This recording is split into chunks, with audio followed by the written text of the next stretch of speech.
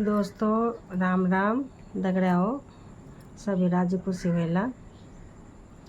अगर आपकी घर गृहस्थी ख़राब हो रही है, आपके बच्चों के जैसे आजकल के बच्चे सास ससुर का, अपने माता पिता का कहना नहीं मानते हैं, तो अगर आपके घर गृहस्थी में कुछ ऐसा हो रहा है तो अगर बड़े बुजुर्ग हैं तो उन्हें झुक जाना चाहिए और अपनी घर गृहस्थी अच्छी कर लेनी चाहिए, क्योंकि वही बच्चे तो हैं वो जिनको हमने गोद में खिलाया है, जिनकी हर मांगें पूरी की हैं, तो वही बच्चे हैं और उनकी घर गृहस्थी अच्छी कर लीजिए।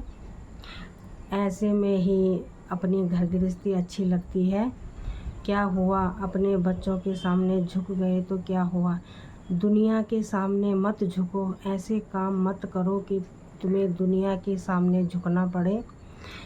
अपने घर गृहस्थी बचाने के लिए तो ज़रूर झुक जाना चाहिए और बच्चों को समझाना चाहिए, क्योंकि आजकल बहुत से तलाक के केस हो रहे हैं।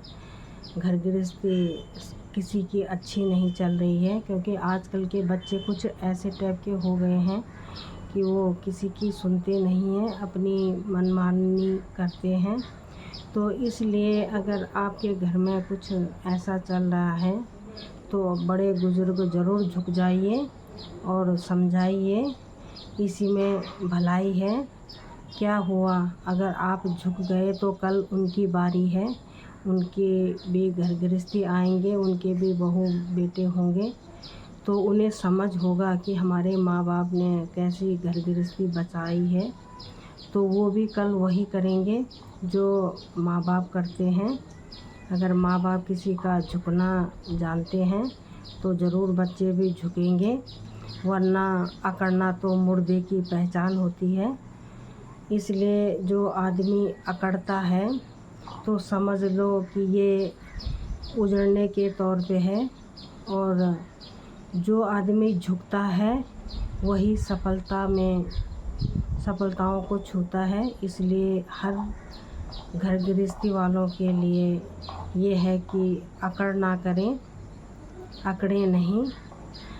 और झुक जाने में क्या हुआ, झुक जाना तो अच्छी बात है, पर जहाँ संसार के सामने झुकोगे, संसार के सामने ऐसे काम करोगे और बार बार झुकोगे तो ठीक नहीं होता।